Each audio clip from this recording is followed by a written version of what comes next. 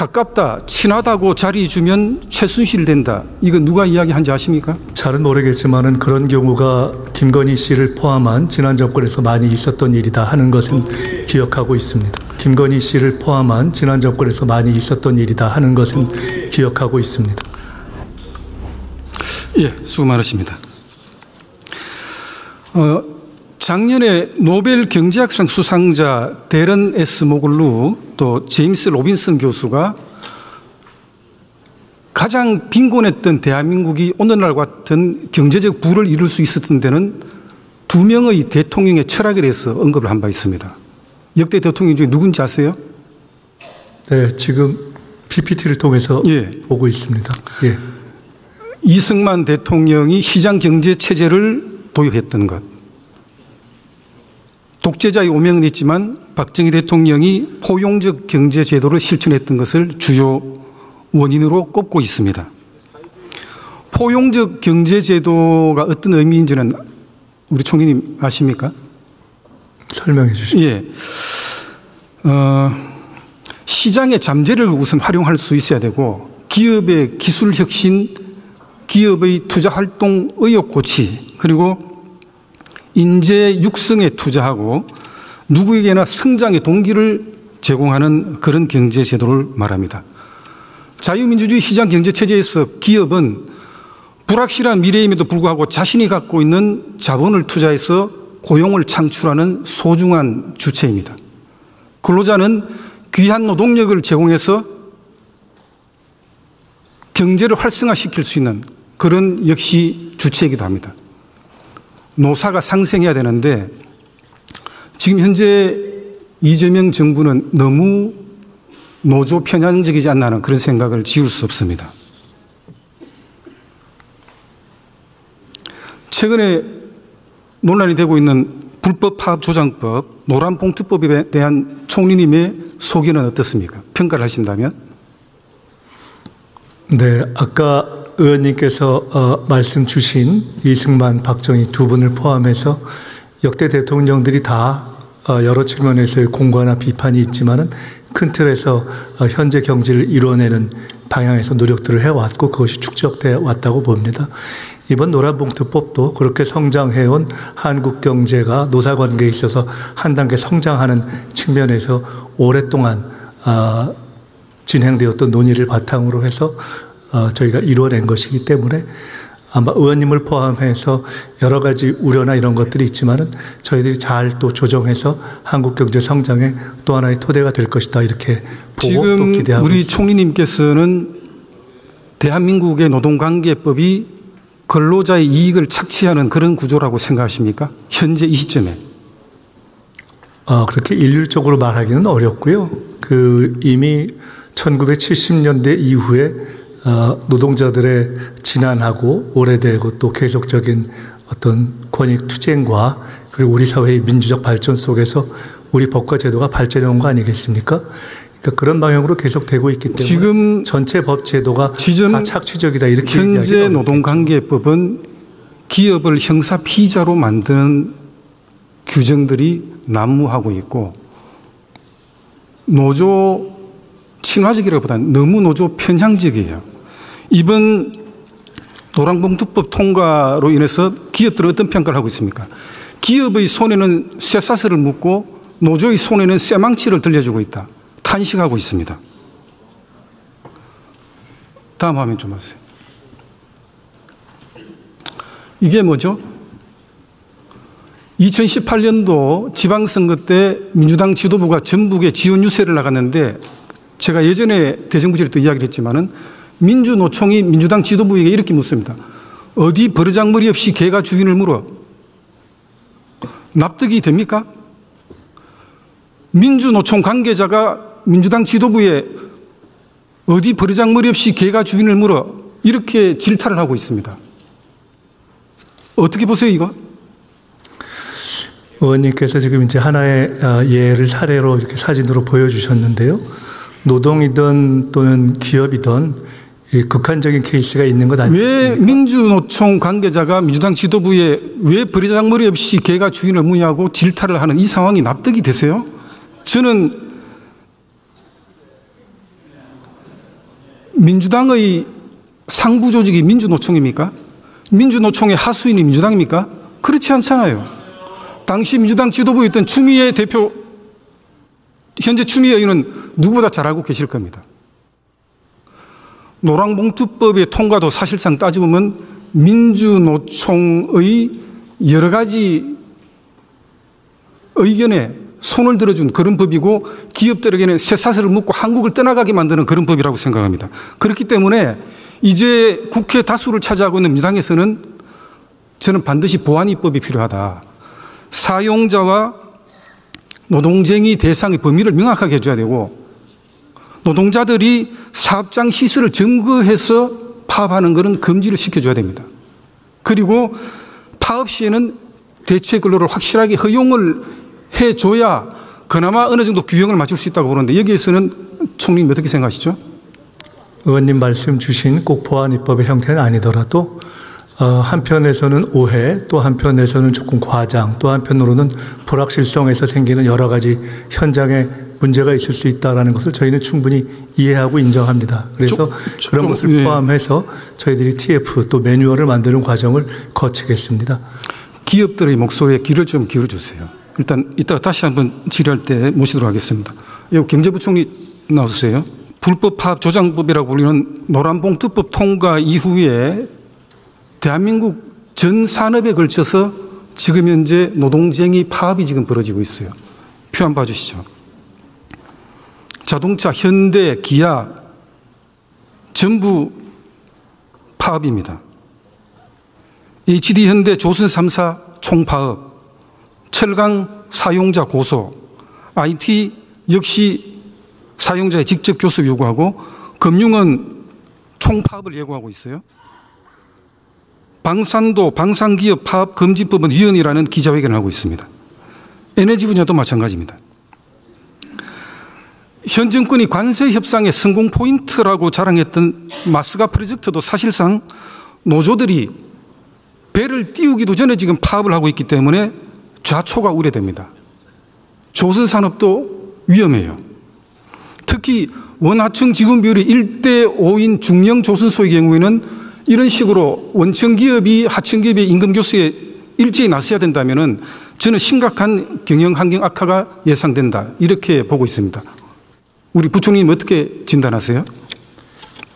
예, 어차피 지금 노조든 또 그다음 기업이든 저는 어느 정도 소통을 하고 또 필요한 부분에 어떤 정상화는 또 해야 된다고 생각하고요. 다만 그 과정에서 지금 이제 기업들이 우려하는 이 불확실성, 이게 사용주 개념이라든지 또 실질적 지배가 뭐냐, 또 그리고 이게 실질적 경영 관련해서 어떤 부분에 문제가 있을 하는 그런 부분에 대해서는 불확실성이 문제가 있다고 보여지고 그런 부분에 대해서는 대법원 판례라든지 또 노동위원회의 어떤 또 거기에서 결정한 부분 그리고 전문가 의견 등을 저희들이 수렴을 해가지고 시장에서 과도하게 우려하지 않도록 하는 그런 범위 내에서 저희들이 가이드라인도 만들고 규정도 만들려고 하고 있습니다. 우리 부총리님 현재 경제 현실을 너무 안이하게 진단하고 있는 거 아닌지 모르겠습니다. 이재명 정부의 주요 정책 기조가 뭐죠? 이 자리에서 한번 간단하게 한번 설명해 보세요. 예, 가장 중요한 게 회복과 성장입니다.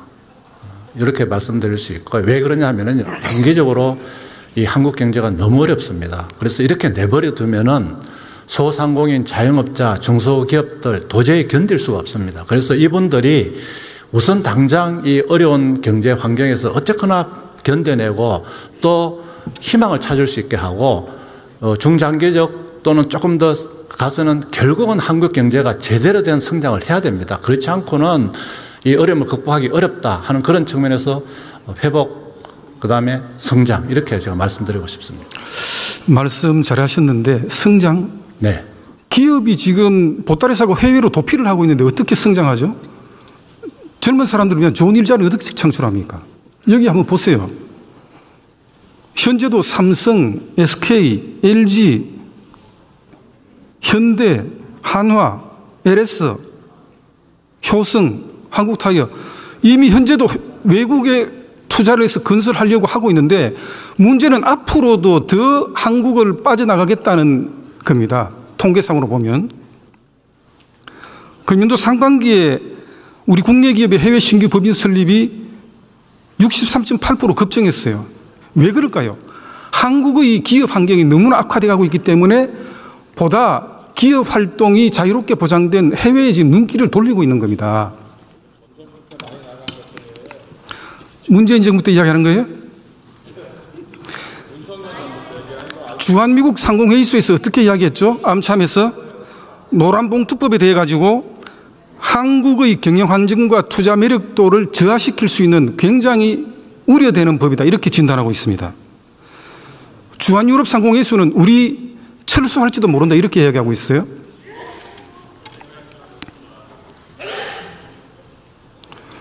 미국 GM 본사가 한국 GM기술연구소에서 40%가량 이미 진행했던 소형 순수 전기차 개발 프로그램 전격 취소했어요. 한국 GM도 전국 8곳의 지형정비센터 전부 폐지하고 부평공장 유휴부지와 일부 설비 매각하겠다고 합니다. 이게 어떤 분위기죠? 한번 솔직하게 말씀해 보세요. 예. 대한민국의 기업 환경에 대해서 이 기업들이 지금 어떻게 진단하고 있는 겁니까? 아마 그분들의 우려는 지금 저희들이 가이드라인을 만들지 않은 상황에서 이게 불확정 개념으로 너무 이렇게 확장되지 않을까 하는 우려가 있다고 저는 보여지고요. 그런 부분에 대해서 아까 제가 의원님께 말씀드린 것처럼 저희들이 기존에 나와 있던 어떤 대법원 판례, 그 다음에 노동위원회 결정, 그리고 일부 전문가들 의견을 수용한다면은 아마 확정 좀 이렇게 예측이 가능하다고 저는 보여지고, 제가 이런 설명을 드리니까 좋다. 그러면은 그런 부분을 좀 빨리 해달라 하기 때문에 저희들이 6개월 지금 이제 법 시행 전에 유예 기간이 있습니다. 이 기간 동안에 최대한 빨리 만들고 또 그분들께 설명도 드리고 이런 노력을 하도록 하겠습니다. 우리 부총리님은 상장, 비상장 법인 가리지 않고 1년 365일 주주들의 이익을 충실하게 보장을 해야 되고 자사주 소각 등등등등 진행되고 있는 더 센 상법 개정안에 대해서 어떻게 생각하시죠? 예, 자사주 소각에 대해서도 한쪽에서는 경영권 방어 차원에서 기업들은 우려를 표현하는 줄 알고 있고요. 그다음에 또 우리 부총리님 너무 좀 두리뭉실하고 안이한 진단을 하시는 것 같아요. 그렇지는 않고요. 어쨌든 저희들은 지금 현재와 같은 상법 구조라면은 기업들은 투자를 진중하게 고민하기 어렵습니다. 왜? 주주들이 야, 투자보다는 우리한테 배당금을 더 많이 줘 라고 이야기하면 그 투자 어떻게 하겠어요? 그렇지 않습니까? 그 부분에 대해서 한번 진지하게 판단하셔야 됩니다. 저희들은 배당도 우리 배당률이에요. 중국보다 낮습니다. 30% 정도고 중국이 40%입니다. 그래서 어쨌거나 기업이 돈을 벌어가지고 배당을 하는 건 저는 맞다고 보이죠. 다만 경제부총리로서 제가 중점을 두는 부분, 기업들이 돈을 벌 수 있는 그런 아이템을 찾아서 기업을 지원해주고 성장을 통한 우리 한국 경제의 어떤 발전 이런 쪽에 중점을 두겠다는 말씀을 드리겠습니다. 법적으로 배당 보장이 되어 있으니까 당연히 해야죠. 그렇지만 배당을 제대로 해주지 않을 경우에 주주들이 법적으로 쟁송을 벌일 수가 있기 때문에 경영주들이 우려하는 거 아니겠어요? 누가 배당해 주지 마라 그랬습니까?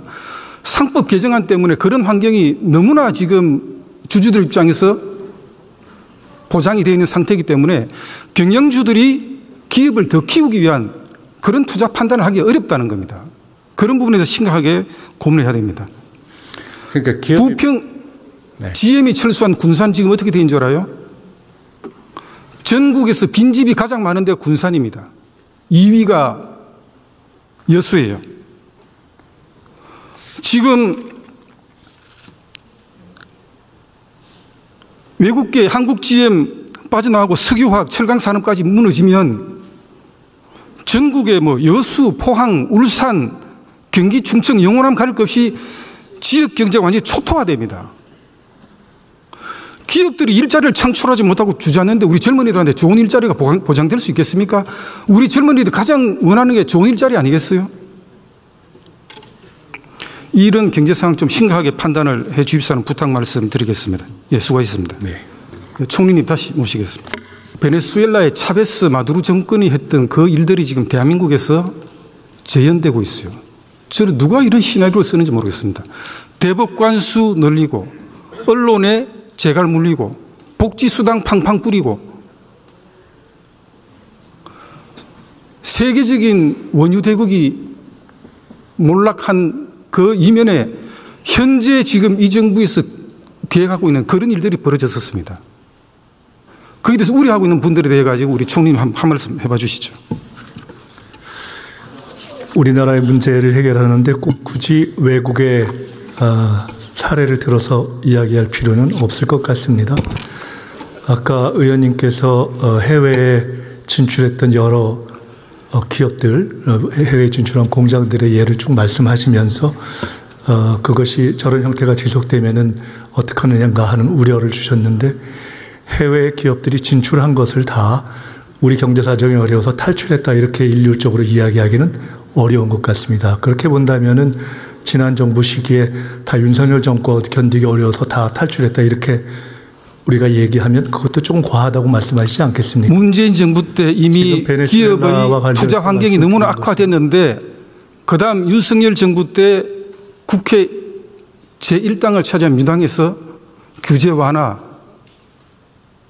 포기했고 기업의 목을 죄는 그런 입법에만 치중하다 보니까 그런 환경이 만들어졌기 때문에 기업들이 해외로 탈출하고 있는 거예요. 네, 베네수엘라 말씀 주셨는데요. 지난 정부의 윤석열 정권의 경제정책과 정치 쿠데타로 인해서 얼마나 어려운 경제 환경을 우리들이 물려받을 수밖에 없었는가 하는 것을 잘 아실 것이라고 생각합니다. 지금 경제 현실을 굉장히 심각하게 진단하셔야 됩니다. 네, 100일 전에 이어받은 경제 현실을 너무 심각하게 봐서 지난 시기에 경제정책을 그대로 쓰기는 어렵다. 이런 판단 위에서 경제정책을 만들어가고 있습니다. 국민들과 함께 하나하나 풀어가도록 하겠습니다.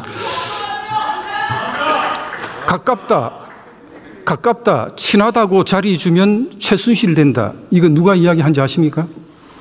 잘은 모르겠지만은 그런 경우가 김건희 씨를 포함한 지난 정권에서 많이 있었던 일이다 하는 것은 기억하고 있습니다. 가깝다, 친하다고 자리 주면 최순실 된다라고 이야기한 사람은 이재명 대표였습니다. 당시 2017년도 관훈클럽 토론회에서 문재인 전 대통령을 겨냥해서 가깝다고 친하다고 자리 주면 최순실 된다고 이야기한 그 분의 정권이 지금 가까운 사람들에게 아무런 전문적 식견도 없고 심지어는 외교적 경험이 전혀 없는 사람을 유엔 대사를 시켰어요. 이거 저는 국무총리의 가장 큰 역할이 대통령에게 다른 부처 강요들이 못하는 쓴소리를 할 수 있어야 된다고 봅니다.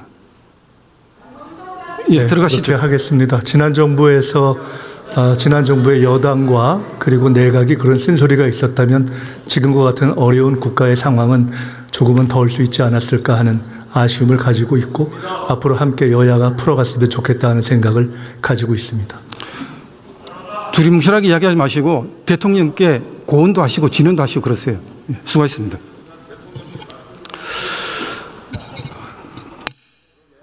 이재명 정부가 성공을 해야 됩니다. 왜? 대한민국 국민이 잘 살아야 되기 때문에.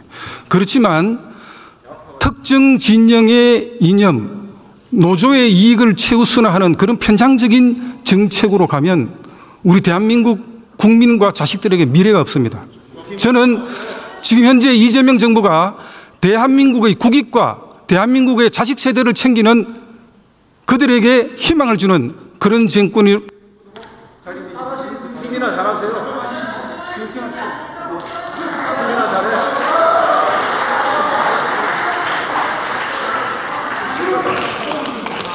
김상훈 의원 수고하셨습니다.